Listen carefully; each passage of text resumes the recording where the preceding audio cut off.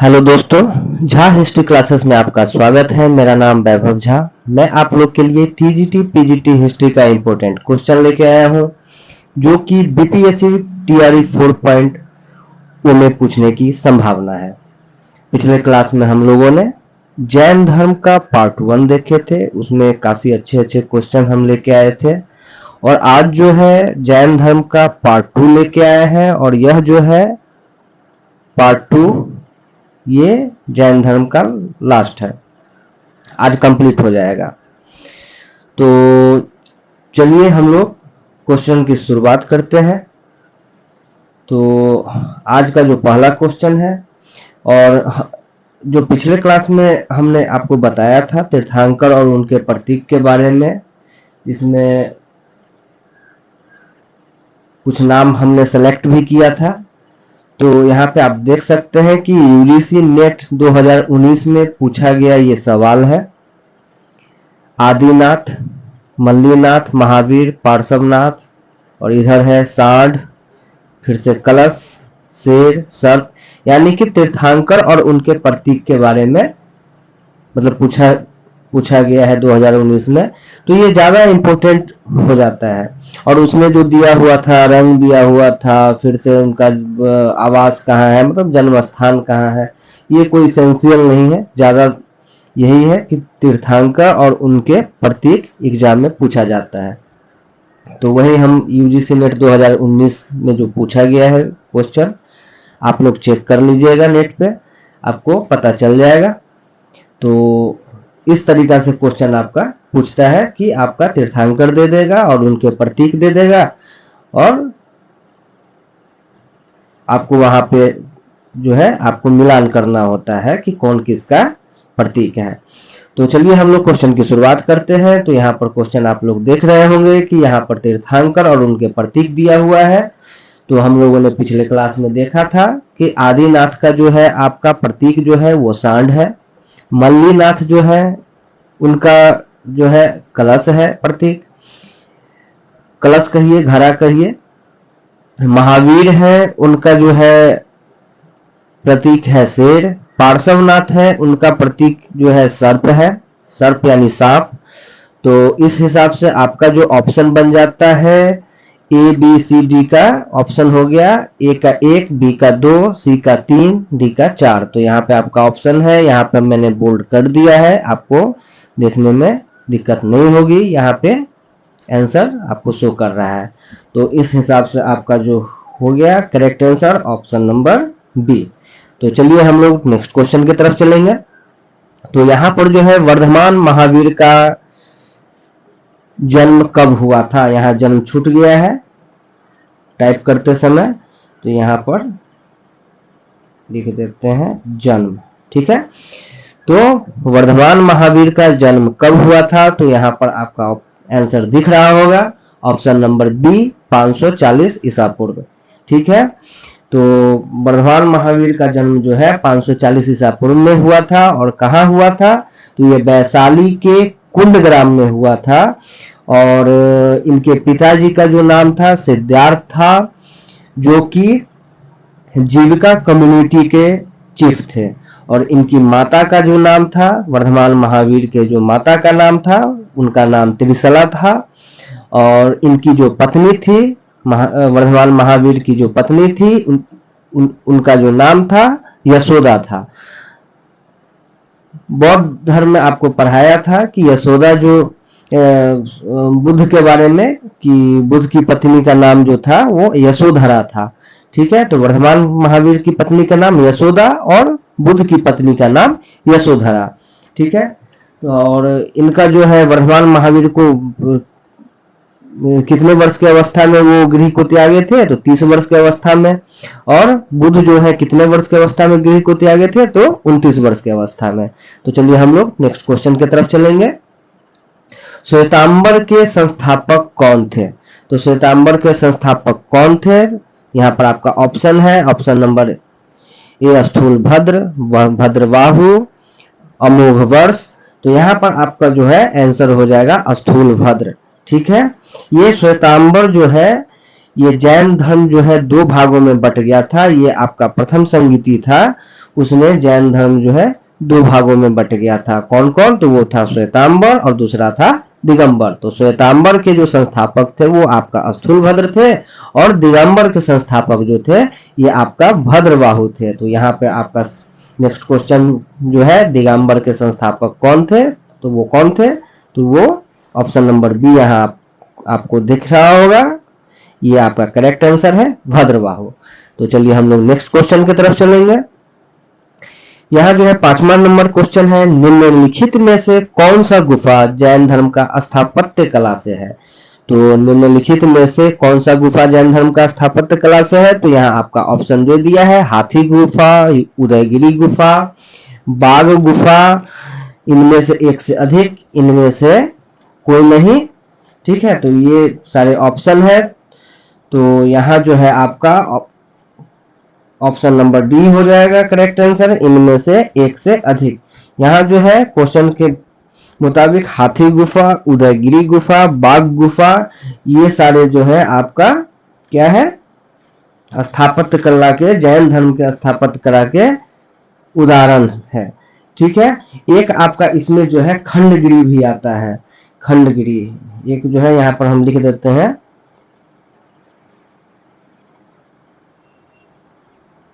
खंडगिरी।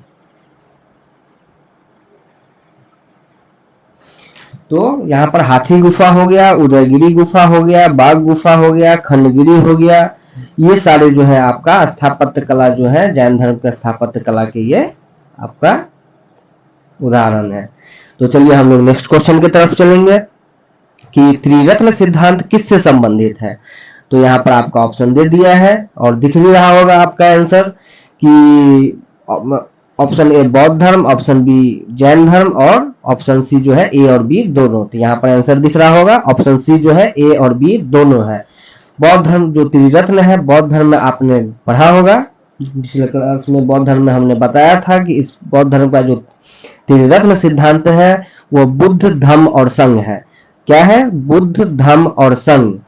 तो मैंने यहाँ पर चर्चा किया है, थोड़ा देख लेते हैं। यहाँ पर त्रिरत्न सिद्धांत के बारे में हमने एक नोट पॉइंट करके डाला है कि बौद्ध धर्म एवं जैन धर्म में त्रिरत्न सिद्धांत थे, जिसमें बौद्ध धर्म का जो त्रिरत्न सिद्धांत था वो था बुद्ध, धर्म और संघ, जिसे हम धम्म भी कहते हैं। और जैन धर्म में जो त्रिरत्न थे वो था सम्यक श्रद्धा, सम्यक ज्ञान और सम्यक चरित्र। तो चलिए नेक्स्ट क्वेश्चन के अब हम तरफ चलेंगे। ठीक है, तो इसका जो आपका करेक्ट आंसर हो गया ऑप्शन नंबर सी। चलिए नेक्स्ट क्वेश्चन की तरफ चलते हैं कि आजीवक संप्रदाय के संस्थापक कौन थे? तो आजीवक संप्रदाय के जो संस्थापक थे वो कौन थे? यहाँ पर ऑप्शन है आपका मक्खली गोसाल, भद्रबाहु, शंकराचार्य। तो यहाँ पर जो है आपका करेक्ट आंसर हो जाएगा मक्खली गोसाल।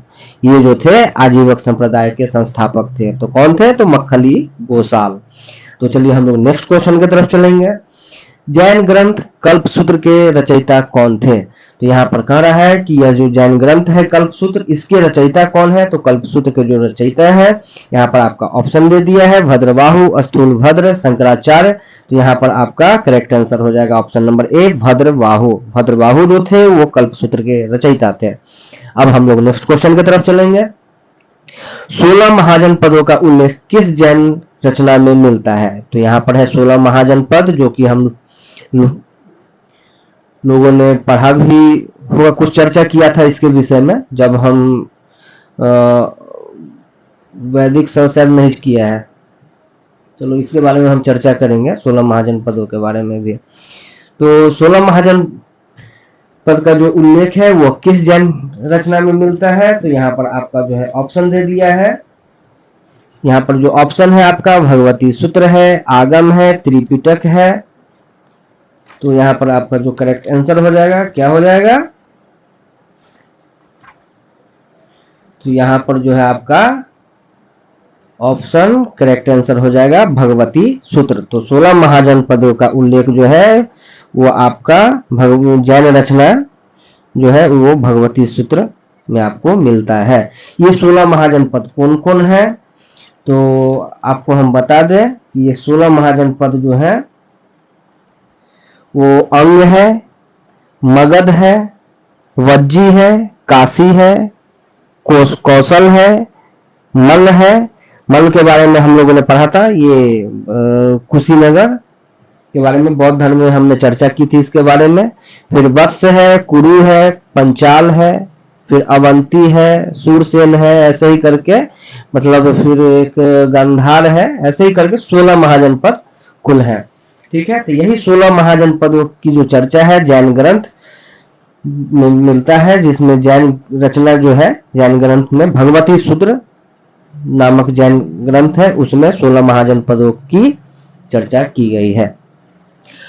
तो नेक्स्ट क्वेश्चन की तरफ हम लोग चलेंगे कि निम्नलिखित में से कौन सा जैन धर्म का पवित्र ग्रंथ है। तो निम्नलिखित में से कौन सा जैन धर्म का पवित्र ग्रंथ है, यहाँ पर आपका ऑप्शन दे दिया है जैनदावेस्ता, आगम, त्रिपिटक। तो यहाँ पर आपका करेक्ट आंसर हो जाएगा कौन, तो आगम। ठीक है, चलिए हम लोग नेक्स्ट क्वेश्चन की तरफ चलेंगे। किस शासक के समय में जैन धर्म 2 भागों में बटा था। तो किस शासक के समय में जैन धर्म 2 भागों में बटा था। तो यहाँ पर ऑप्शन है चंद्रगुप्त द्वितीय, चंद्रगुप्त मौर्य और अशोक। तो यहाँ पर ऑप्शन हो जाएगा चंद्रगुप्त मौर्य। चंद्रगुप्त मौर्य जो थे वो अंतिम समय में जैन धर्म को अपना लिए थे और श्रवण बेलगोला वो चले गए थे। ठीक है, वहीं पे उन्होंने शरीर को त्यागा था। ठीक है, तो अब हम लोग नेक्स्ट क्वेश्चन की तरफ चलेंगे। निम्न में से जैन धर्म के किस प्रतिमा को बाहुबली भी कहते हैं। तो जैन धर्म के किस प्रतिमा को बाहुबली भी कहते हैं। तो यहाँ ऑप्शन दिया हुआ है गोमतेश्वर मंदिर, दिलवारा मंदिर, तेजपाल मंदिर। तो यहाँ पर आपका करेक्ट आंसर हो जाएगा गोमतेश्वर मंदिर। अब हम लोग नेक्स्ट क्वेश्चन की तरफ चलेंगे। महावीर ने प्रथम उपदेश कहां पर दिया था। तो महावीर ने प्रथम उपदेश कहां दिया था। तो यहाँ आपका ऑप्शन दिया हुआ है पावापुरी, सारनाथ, वैशाली। ठीक है, तो यहाँ पर आपका करेक्ट आंसर हो जाएगा पावापुरी। ठीक है, और बुद्ध ने प्रथम उपदेश कहां दिया था। पिछले क्लास में हम लोगों ने जिक्र भी किया था जब हम बौद्ध धर्म के बारे में पढ़ रहे थे। तो बुद्ध ने प्रथम उपदेश जो है आपको सारनाथ में दिया था। ठीक है, अब हम लोग नेक्स्ट क्वेश्चन की तरफ चलेंगे और ये अंतिम क्वेश्चन है जैन धर्म का और ये आज कंप्लीट हो जाएगा जैन धर्म। तो महावीर की मृत्यु कब और कितनी वर्ष की अवस्था में हुई थी। तो महावीर की मृत्यु कब और कितनी वर्ष की अवस्था में हुई थी। तो यहाँ पर आपका ऑप्शन दिया हुआ है, यहाँ पर आपका ऑप्शन दिख भी रहा होगा। तो ये करेक्ट आंसर आपका हो जाएगा ऑप्शन नंबर सी 468 BCE मतलब ईसा पूर्व। और कितने वर्ष के आयु में, तो 72 वर्ष के आयु में। महात्मा बुद्ध की मृत्यु कब हुई थी। तो महात्मा बुद्ध की मृत्यु जो है वो कब हुई थी। तो 483 ईसा पूर्व में और 80 वर्ष के अवस्था में उनकी मृत्यु हुई थी। तो आज का क्वेश्चन यहाँ पर कंप्लीट हो जाता है जैन धर्म। और यहाँ पर कुछ नोट पॉइंट है, तो यहाँ पर देख लीजिए कि जैन धर्म के जो सिद्धांत थे वो कितने थे। तो वो 5 सिद्धांत थे। कौन थे, तो अहिंसा था, सत्य था, असत्य था, अपरिग्रह था और ब्रह्मचर्य था। तो ये ब्रह्मचर्य जो है ये 5वां सिद्धांत था जो कि वर्धमान महावीर के द्वारा जोड़ा गया था। ये सबसे बाद में जोड़ा गया था वर्धमान महावीर के द्वारा। ठीक है, तो ये पहले 4 था, इसके बाद वर्धमान महावीर ने ब्रह्मचर्य को जोड़ दिया। तो कुल जैन धर्म के 5 सिद्धांत हो गए। तो यहाँ पर हम लोगों ने चर्चा कर ही ली थी ये त्रिरत्न सिद्धांत के बारे में कि बौद्ध एवं जैन दोनों में त्रिरत्न सिद्धांत है, जिसमें बौद्ध में आपको बताया कि बुद्ध धर्म और संघ है और जैन धर्म में जो त्रिरत्न सिद्धांत है वो सम्यक श्रद्धा, सम्यक ज्ञान और सम्यक चरित्र है। तो चलिए आज जैन धर्म कंप्लीट होता है। नेक्स्ट क्लास में हम लोग कुछ न्यू टॉपिक लेके आएंगे। तो आपको अगर वीडियो अच्छा लगे तो लाइक कीजिए, सब्सक्राइब कीजिए। आज के लिए हम यहीं पे रखते हैं। तो धन्यवाद, थैंक यू।